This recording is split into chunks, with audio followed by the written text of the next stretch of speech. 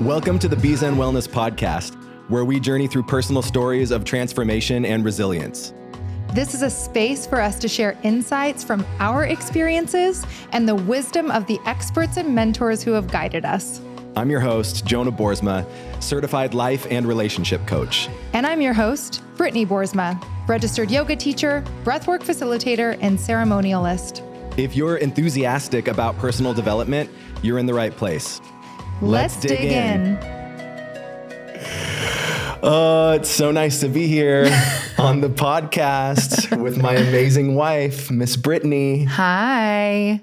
We are really excited to have this episode to share with you all today because the theme is all around challenge and how we show up as a support in relationship through challenge.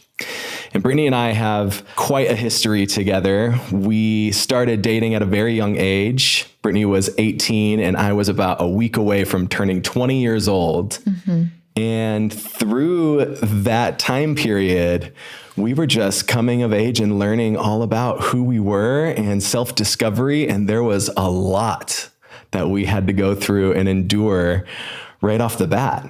And so we've been on this really amazing trajectory of relationship over the course of the last 19 years. And it really did start with a lot of challenge. Our relationship really was bred out of a lot of challenge. In fact, I've heard you say before, Brittany, that our relationship was bred from trauma. A little bit of trauma bonding. Definitely. And it's really interesting to come into this episode and have this discussion with you because we are such different people today than we were 19 years ago. Mm-hmm. And so it's really awesome for us to be able to come into this and share a little bit of our story, a little bit of our history, a little bit of the hard lessons that we've learned.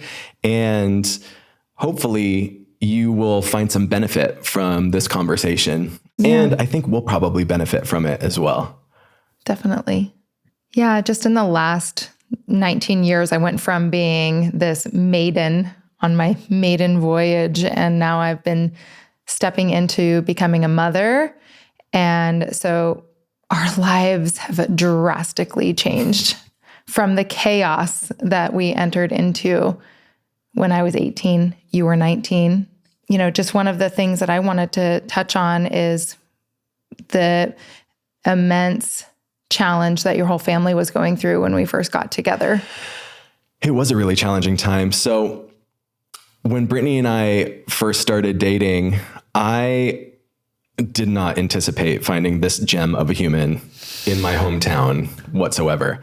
I was in a really interesting space. I moved back to my hometown to our hometown because my dad was sick. He was showing a lot of signs of decline. And at the time, we didn't really know what was going on with him.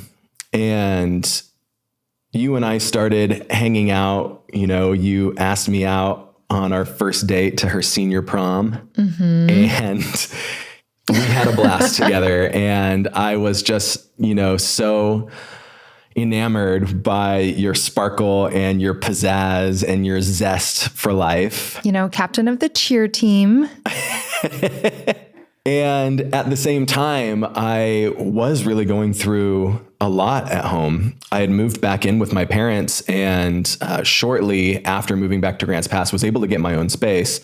But that time being back home was really challenging in that, I don't know what 19-year-old or 20-year-old wants to move back in with their parents, but it was something that needed to happen because I really wanted to be involved in whatever was going on with my family and with my dad's illness.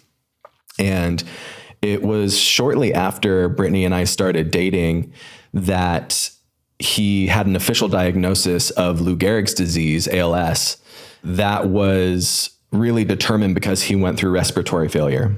Mm-hmm. We were supposed to go on this really incredible family trip to Disneyland, and my parents agreed to let my beautiful girlfriend join us on the trip. And my dad's decline was happening so rapidly that he was unable to attend this trip. So it was just us and my siblings and their spouses. And when we returned from Disneyland, my uncle and my grandpa were waiting for us at the airport and took us right to the hospital. And at that time was when my dad was going through respiratory failure. And that really finalized this diagnosis of ALS. But leading up to that was kind of just this heart-wrenching experience to watch him decline. And I remember having conversations with Brittany so many times on the phone and in person, and I had so much frustration and confusion because he was losing weight so fast because he wasn't able to swallow his food. He was choking. And I remember leaning on you with a lot of frustration, being like, just so upset that he wasn't eating. And, when we finally got this diagnosis and my dad was put on a ventilator for the rest of his life, it was like, it almost felt like the nail in the coffin. It was like, this is it. There is no cure. There is no known cause, and this will be his demise. That was a really big life experience to venture through while starting a new relationship. And I think at the same time, like, you were also going through a lot in your life. Yeah, well, I was preparing to move off to university, and I had a lot of big dreams and goals, wanting to be a doctor, shortly changing that to wanting to go into nursing. And so with what your family was going through, it was actually the most perfect environment for me because I was so enthralled and involved in the medical field. And I grew up with my mother, who's a nurse, and volunteering from the youngest age that I can remember at the different retirement homes. And so I was used to having people going through illness. And so it wasn't a weird or strange experience for me. And I was going through a lot of my own personal self-discovery, but I was learning a lot about myself and my journey with my father and my biological father. And it's so interesting how our paths converged in a lot of different ways. And you were really close with my biological brother at the time. And so when Jonah and I started to get to know each other, I was getting to know myself on a really deep layer, deep level, getting to know new family members in my life. And we were both going through a lot of chaos. Yeah, for sure. So, in what ways did you feel most supported from me during what you were going through with your dad's illness? Yeah, that's a great question. I think it was kind of drawn out, the experience of his illness and his passing. That Disneyland experience that I mentioned was like early 2007. So at that point, you and I had already been dating for about a year. And so like I mentioned before, you were such a source of, I guess, just a really amazing listening ear for me. I didn't feel like I had many people I could talk to about what my experience was with his illness and processing that. I didn't go to therapy. I knew I could talk to my siblings about it, and we would. And I could always talk with my mom about it, and we would. But you were like the only person that gave me this outside perspective, and also just was this listening ear for me that wasn't my family, somebody else, somebody outside that I could relay what was happening to and what was happening for me through that process. That initial support of just having somebody to talk to was so important to me. And I remember bringing it up a couple of times, bringing the topic up a couple of times to some of my friends, like my roommates at the time, and the subject would get changed really quickly. And I felt almost like I was burdening them with such a heavy conversation topic and an emotional conversation topic, because those friends of mine and those roommates also knew my dad really well for a really long time. And they were going through their own grief. Yeah, looking back, it's like they were likely experiencing their own process. And being young men, me personally, I don't think that I really knew how to emote in a healthy way. And that was a big part of my learning, and still is a big part of my learning and my own healing, is, developing my own emotional intelligence. Aren't we all? Right. So having you in that initial time period to just be a listening ear was so helpful. Well, I think noting too, we were in a long distance relationship. So we were together for that first summer. And then for 2.5 years, I was living a 2-hour drive away. So we were close enough that we could get together, but far enough where we couldn't just be there at the drop of the hat. Right. And so we spent a lot of time on the phone. Yeah. And I think that deepened our relationship so much, because being able to have conversation and resolve arguments, resolve conflict through just using our voice instead of a touch or a hug or sex or whatever, being able to really talk it out. Yeah. And you talk about emotional intelligence.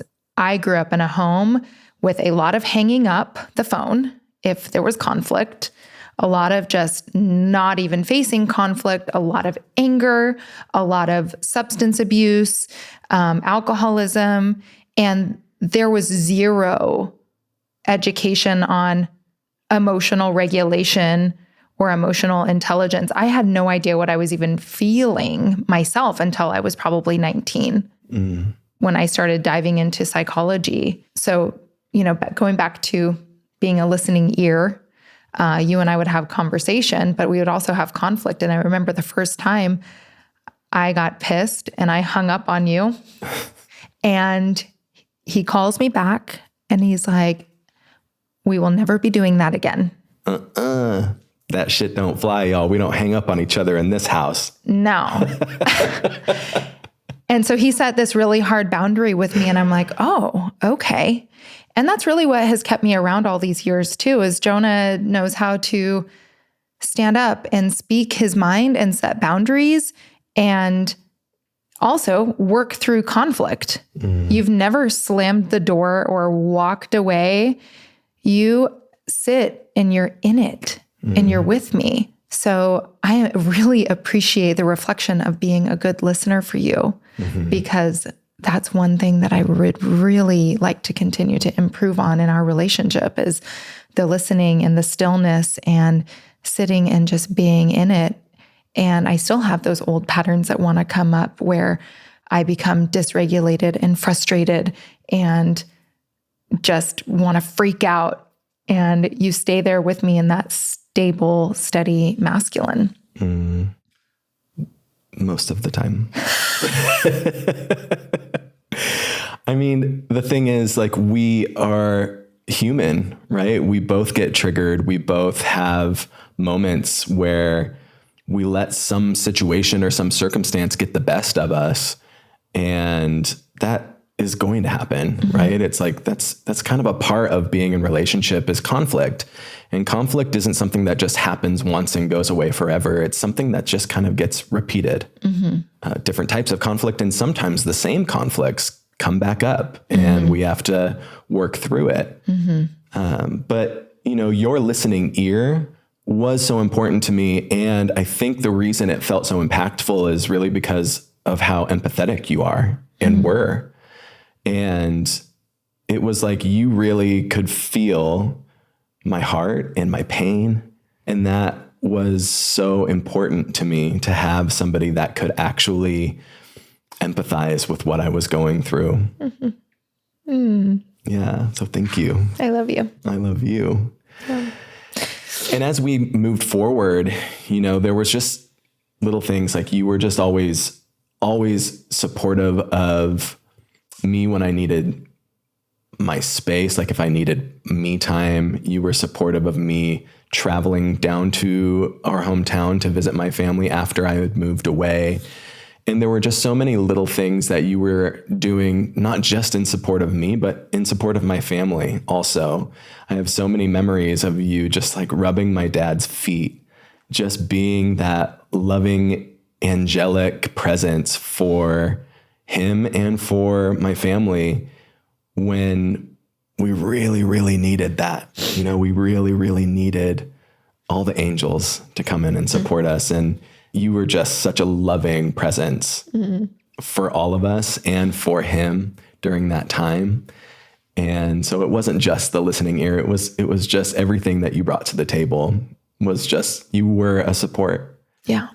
Yeah. A lot of people ask how we do it and how we've, gone through these 19 years. And I share it's the challenges that have really built us. Yeah. And when you go through something so hard, like losing a parent, a breast cancer diagnosis, going through a family member passing away, it makes or breaks you, right?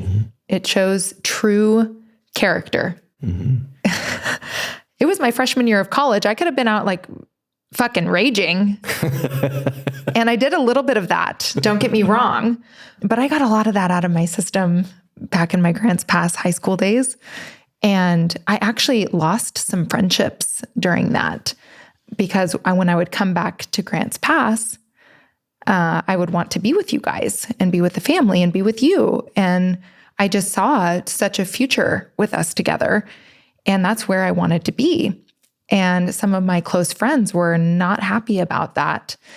And I had friendships just completely ghost me through that. And nobody really can see what's going on the inside of a relationship. Because, we obviously have had our own big, huge challenges. But when you're wanting to continue this relationship, this union that we were starting, our time has to be spent a little bit differently. And going to the bars and raging did happen some, but I did much prefer to travel and be with you and us get to have our fun and play together. Yeah. So, and I want to highlight that as there's so much play and pleasure and excitement. So I think I couldn't have come in a better time when your family's going through this and I'm here to show up and play and bring out this other essence. Yeah. I think back to before you and I were dating, and I remember my parents, I had just moved back to our hometown and my parents took me out to Applebee's for lunch and I was so frustrated. I was just like, I can't believe I'm back here in this town, this small town where everybody knows each other's business. And like, I'm never going to find my future wife in this place. There's no way. Like every single girl that I know here has already hooked up with all of my friends and I'm not looking for that. It was just like so much frustration and so much disappointment that I was experiencing. I think the root of it was probably because I was back there because my dad was sick. There was a lot of frustration in that. And I was just kind of placing blame and pointing fingers at whatever I could to like focus that energy on. And finding my future wife or a girlfriend was definitely on my mind of things that would never be possible in that town. And then you stumbled into my life and brought so much joy. You talk about play and pleasure, and that is definitely something that we get to experience together a lot and experienced a ton of right off the bat. And I was so just blown away by that. And it's something that I think still is an integral, like important piece of our relationship as we have evolved together. It's just that maintenance of playtime and maintenance of fun and having joyful experiences together. I'm really curious from you, What was it like for you at that time to come into a relationship with such heavy emotional baggage occurring in the background?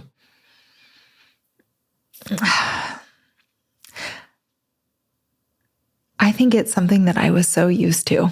I had gone through so much heartbreak and so much loss from a really young age. My aunt had passed away suddenly in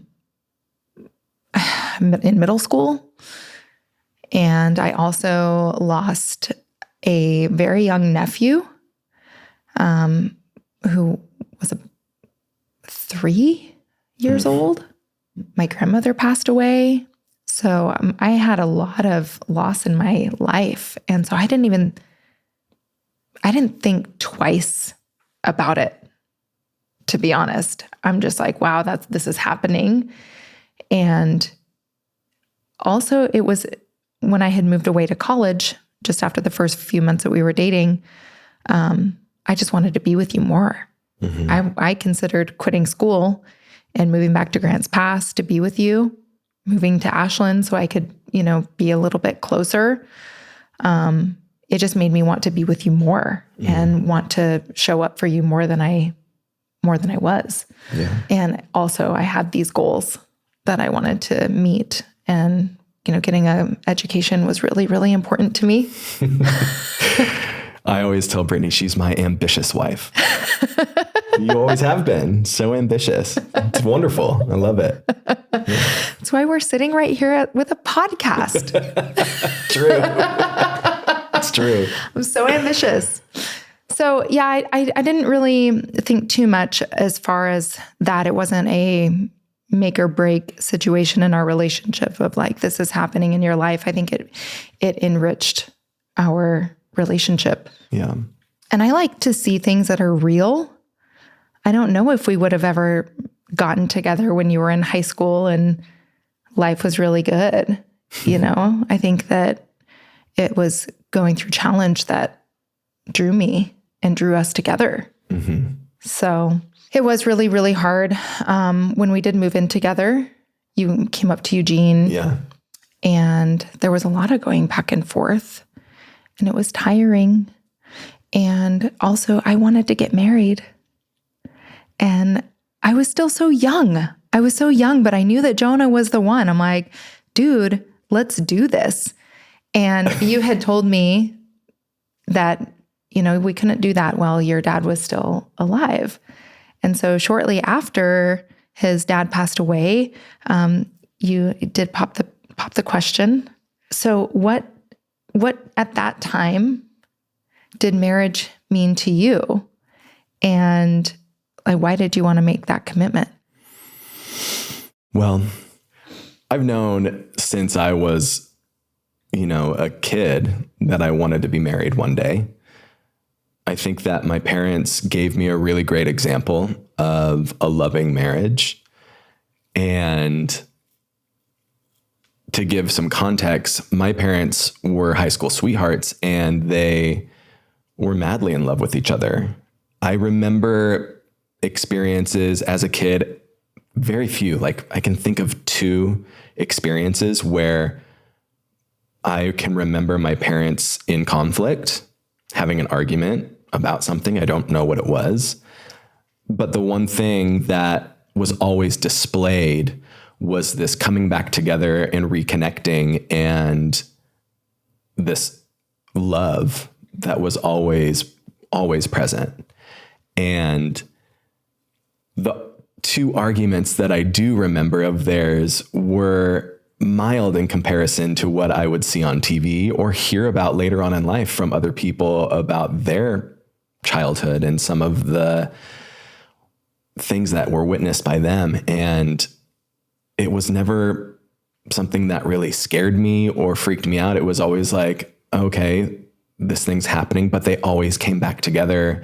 There was always hugs and kisses at the end of it. And my parents were really affectionate towards one another. And so I always had this example of 2 people coming together, even after conflict, and just really loving each other and showing their love for one another and showing their children that they loved each other. And that to me was really impactful, I think. Mm-hmm. So I knew from a young age that I wanted to be married one day. And when you and I were dating, very early on, I knew that I loved you. I said, I love you first. And I meant it. And I felt it for a short period of time before I said it. And what was really, really present for me at that time was just how much I enjoyed you, how much I felt inspired by you, and how much I wanted to just take care of you and just be your guy. And I used to think of it in an interesting way. I used to think of it as like, Brittany just has so much potential. And that's a weird thing to say, I think, because it maybe sounds a little condescending. But I do believe that all humans have immense potential. But what I saw in you was like magic and sparks and just something that I hadn't experienced in any of the girls that I dated as a teenager or any of the women that I hung out with in my quick spurt of college. And it was something that I just hadn't witnessed before. And the more I got to know you and learn about your history and your trials and the challenges that you had experienced, and to see the type of person that you were through all of that, was just like, wow, this girl is something special. And, you know, we had moments of total chaos where I was like, she is freaking crazy. What are we doing? Why am I with this chick? She's nuts, but I like it. And, you know, I'm sure I had my moments where I was a little bit crazy as well. But that period of time, I really knew I wasn't able to just give myself completely to you. I wasn't able to commit myself to you 100% because so much of my emotion was what felt like it felt like it was being taken from me from this experience of waiting for my dad to meet his demise, you know, waiting for him to pass and for his suffering to end. We had conversations about getting married, and it was very clear that you would say yes if I ever propose. And I just knew that I wanted to be able to commit not just my, you know, presence and my being to you, but it was like the emotions were such a big part of that. And I knew that I had to feel some kind of closure from that experience before I could ever propose, because I wanted to be able to give all of myself. Because that's really what I saw displayed from my parents. They were so in love with each other, and they had this relationship where it felt like they gave each other 100% of themselves and were committed to honoring one another and supporting one another and loving one another through sickness and health. And I got to see that displayed throughout my life up until my dad passed and beyond. My mom is still madly in love with my dad. I knew that I wanted to be able to give you all of me, and I couldn't do that until after he had passed. And so for me, at that time in my life, marriage was a really important commitment, and it still is. I still believe that. And it felt like I was offering myself to be your partner through whatever were to come for us in our future. But it also felt like this really amazing opportunity to build a life with somebody who will always have my back and who I also get to support in the same way, to see what we can create together in this life. Marriage to me is this really important union, a very important committed union to each other's growth, to each other's dreams, and this really huge gift and blessing if you are able to find the person that you desire to give yourself to 100% and desire to work through any challenge together, because you know on the other side, the life you'll create with that person will be so fruitful and worth it. Mm-hmm. And so it was really important to me to take the time. And when I did propose, it's not like we were, so much wiser. We were still young. I thought we were wise. I think I was 24 years old when I proposed to you, 25 maybe. Yeah, we got married when I was 24. Yeah, and I was 26. 22nd birthday when you proposed. Yeah. So, it's not like we were years and years and years before we got engaged, but I knew that I wanted it to be real and the most meaningful relationship of my life. Yeah. And it has been. Yeah. My example of marriage was not what Jonah had. And my parents divorced when I was 9, and both of them continued into tumultuous relationships with others. And then after their divorce, mom really fell into deep alcoholism. And I spent time at both of their homes. It was like split custody. So it was absolute chaos. And, fast forwarding to my life now and reflecting back, it's been a lifetime of chronic stress. So Jonah has been the one that has taught me what it means to really love someone and to be married to someone and to commit to someone and show up for someone. And I think a huge piece of that too is we've definitely had our times with partying. And I think that was a big coping mechanism too. When your dad was going through what he was going through, is we would have fun and we would party. And throughout these years, we've continued to be on this bit more of elimination of intoxicants and more into clarity. And so going through what I did in my upbringing, in the last few years, I've really tried to change some serious patterns of addiction and substance use, alcohol use, but getting to witness that in my family, and then us deciding now that we're creating a family, I'm breaking that pattern. Mm-hmm. And when he says that I was crazy and chaotic, and most of the time it was under the influence of alcohol. Alcohol-induced craziness. Yeah. So the last, 5 years, we've really cut so much of that out. And that feels really good, because most of the time when you're intoxicated, you just don't have control over your behaviors. And so it's felt really good to come more into clarity. So when we've spent time reflecting back on the beginning years of our relationship, it was a lot more chaotic because we were living a lot more chaotic. And now there's just so much more peace in our lives, more clarity. Well, and I think also a lot more intentionality. When I look back to those early years, I was crazy too.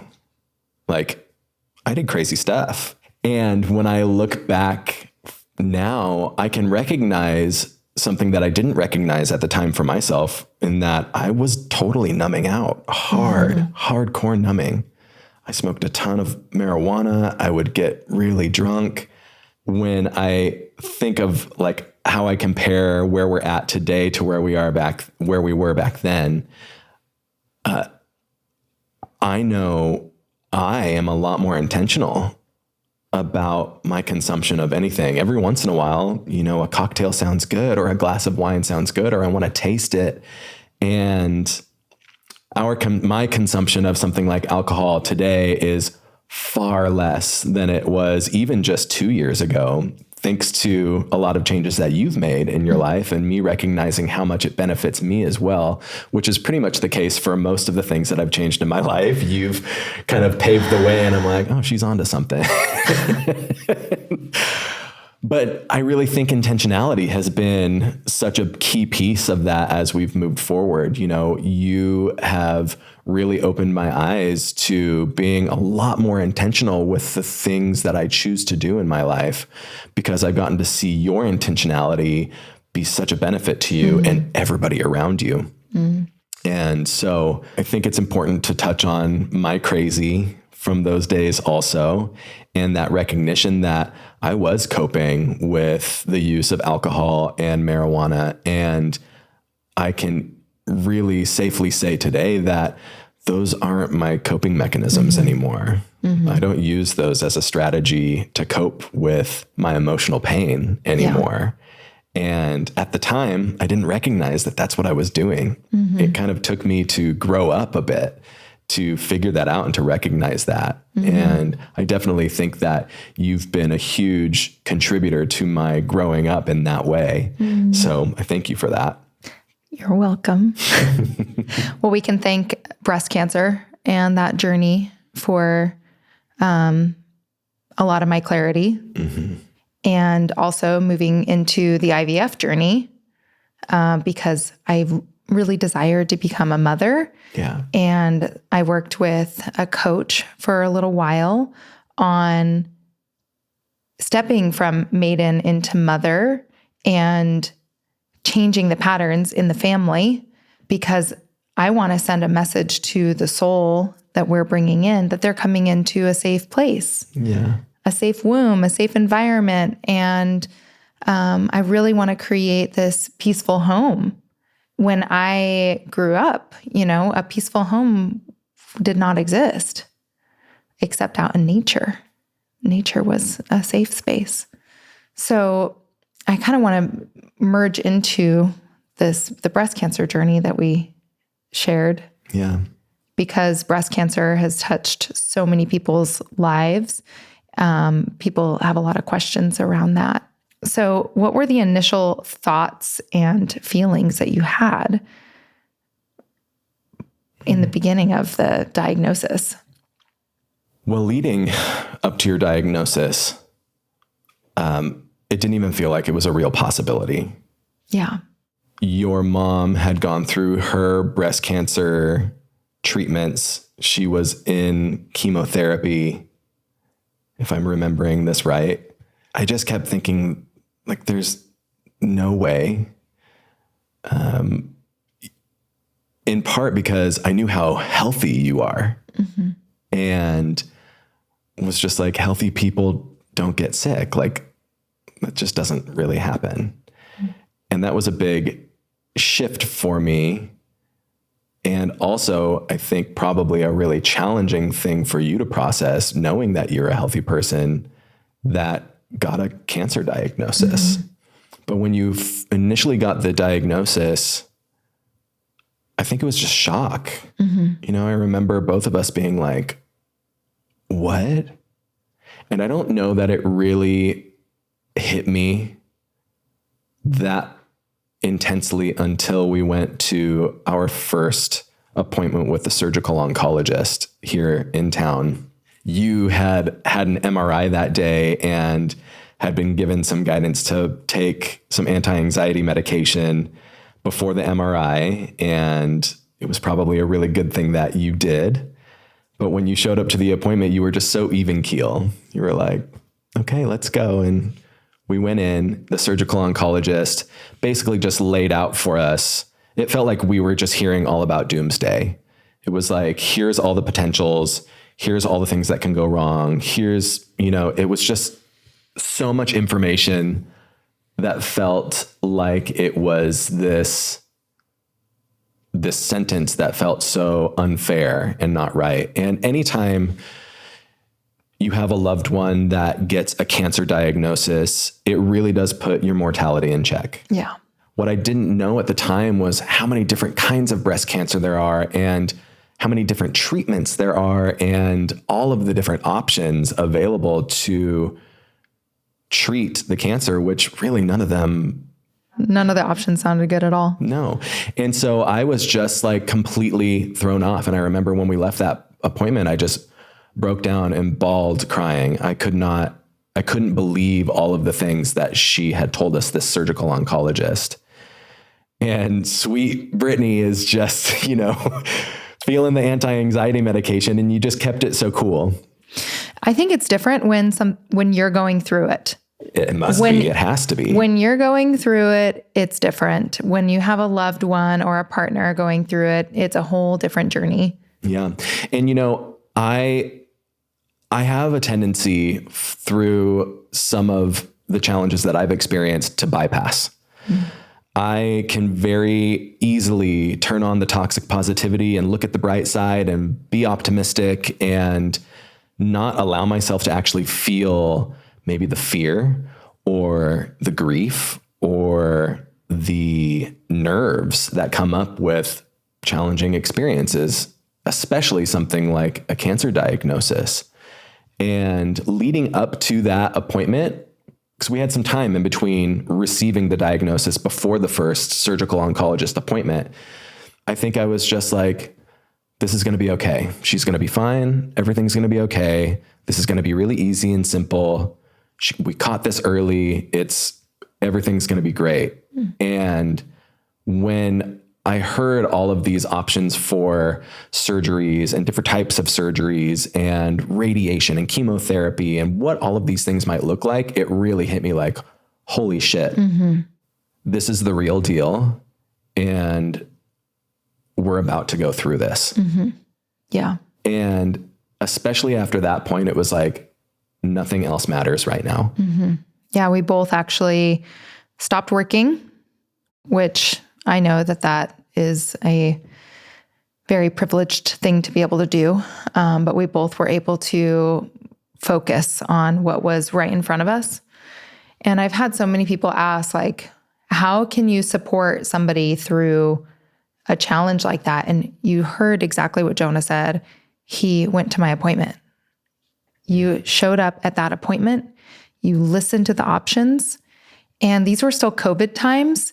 So you were able to go to my first oncology appointment, and he took meticulous notes. He wrote everything down, because when a person's going through it, like me, I was on my anxiety med after the MRI, and I wasn't retaining hardly anything that woman was saying. Well, yeah. And I mean, how many people, when they're triggered or receive something upsetting, just completely dissociate? Yeah, you black out. Right? Like, that's a thing. So to have his support going to the appointments, and then you were only able to go to my first oncology appointment, but then I would call you from my appointment, and then you would sit down at your iPad and take notes. Mm-hmm.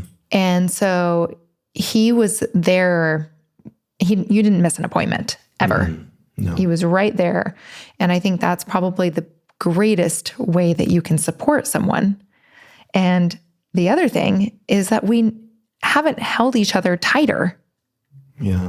Like we were both so scared and held each other, and you cuddled me and you fed me because I didn't know what to do. I also, you need to take care of your health, especially when you have a cancer diagnosis. And so I went into full drive of like, what are all of the things that I can possibly do to take care of myself?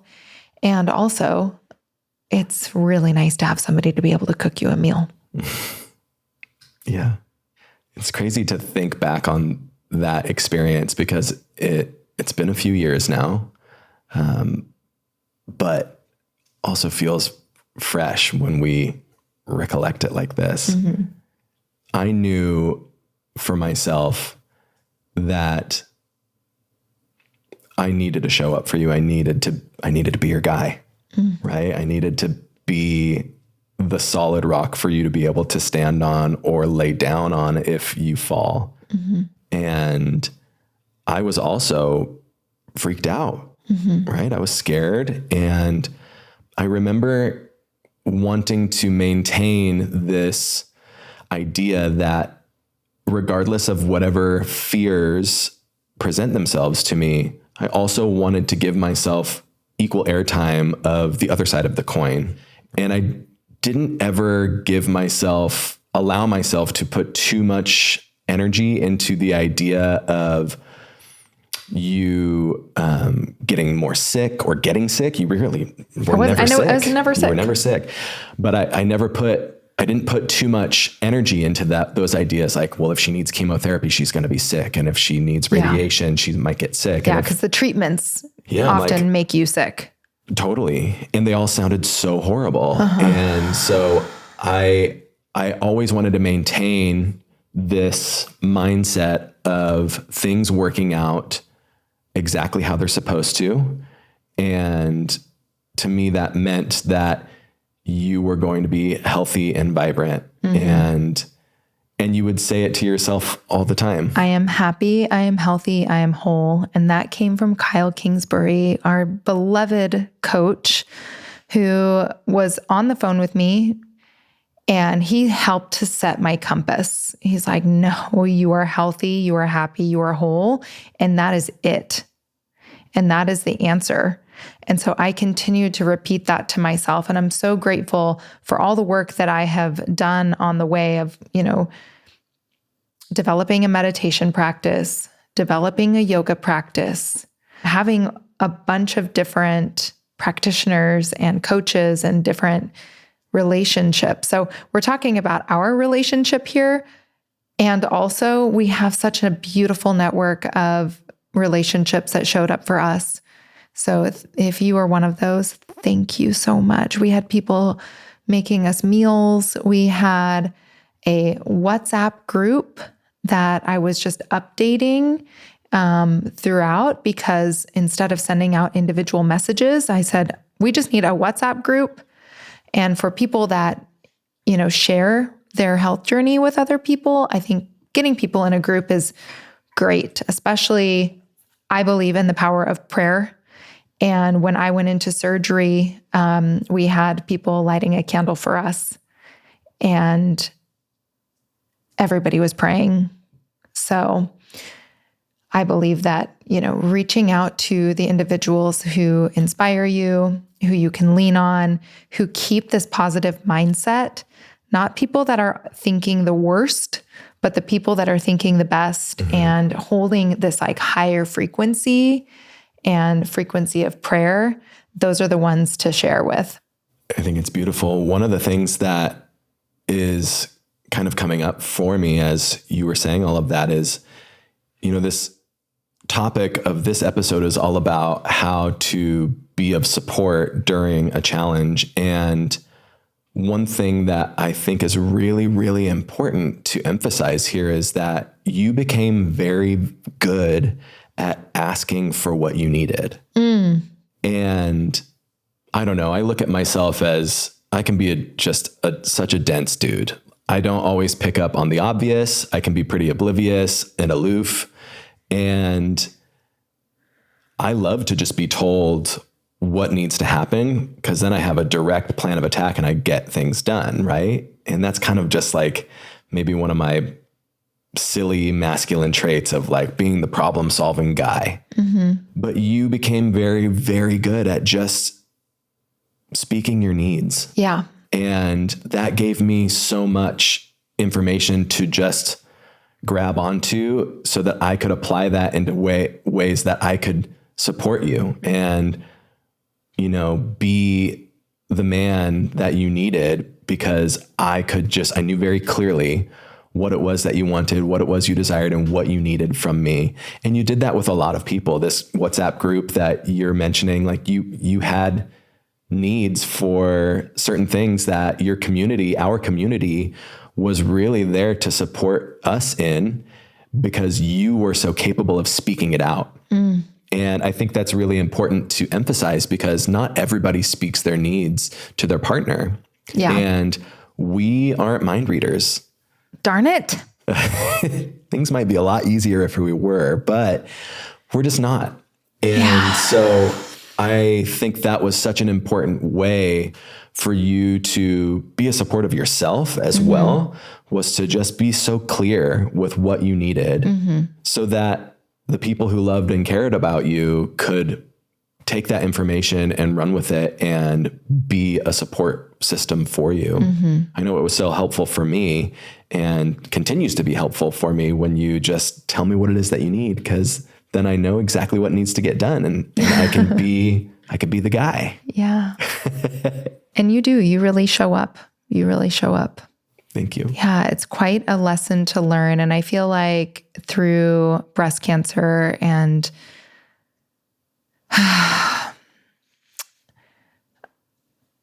what I was sharing about being there for you and the family and what your dad was going through and his health journey, and my mother going through breast cancer, my grandmother passing away from breast cancer, there was a ton of self-sacrifice.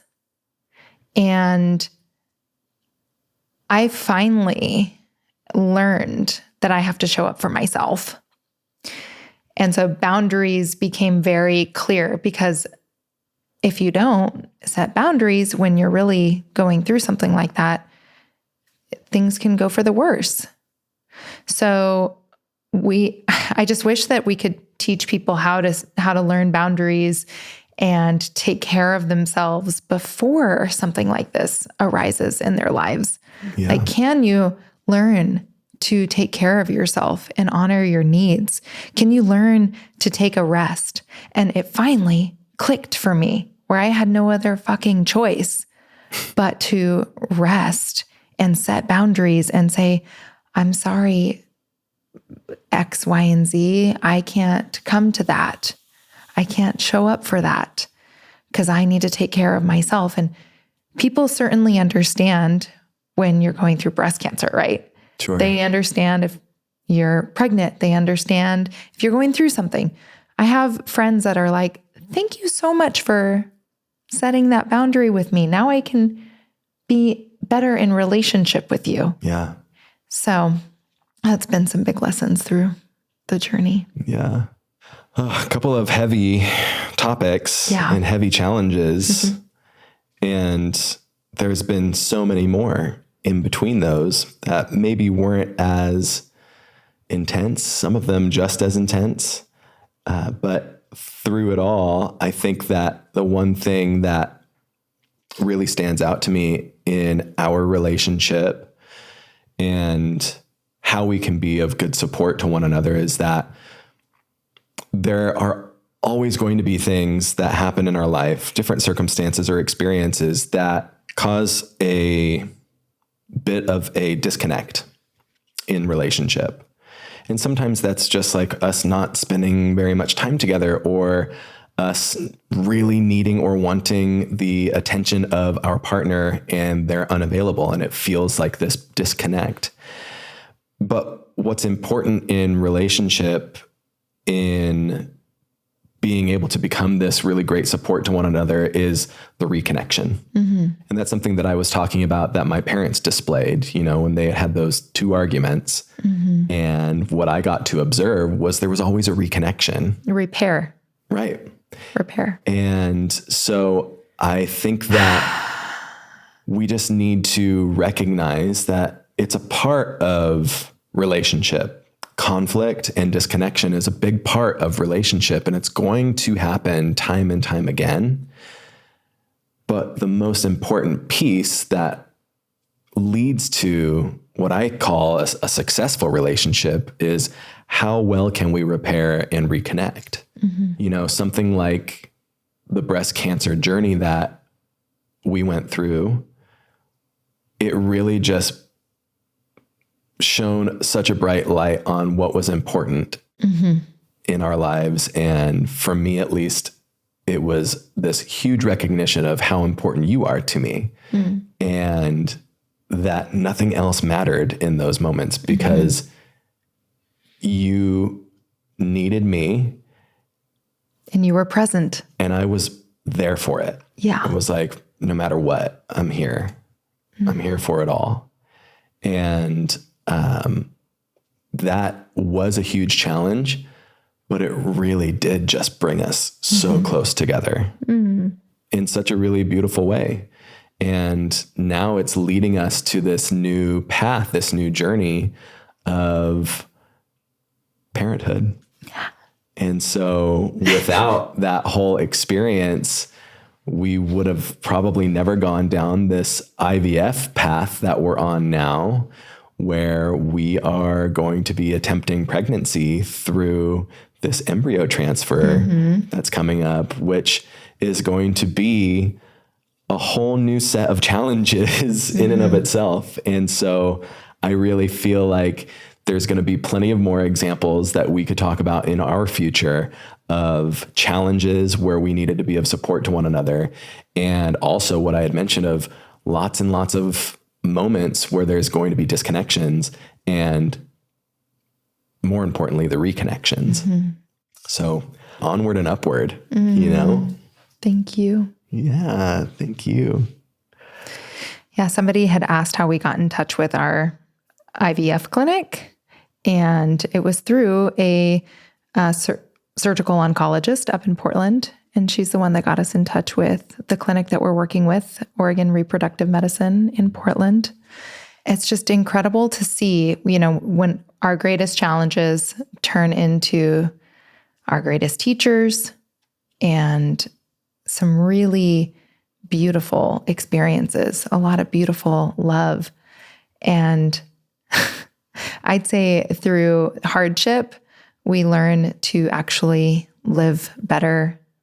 And we've gotten to be so much healthier and happier and deeper in our relationship, deeper in our union, even though we still have our own shit and baggage that we carry and we work on. It's not all rainbows and unicorns. Our last question, what words of wisdom would you give yourself when you were going through your biggest challenge? I think what I would encourage myself, or words of wisdom I would offer myself, is to just be willing to feel it all. Like I said earlier, I have had a tendency to bypass in the past, and that has never served me. It has always led to festering emotions.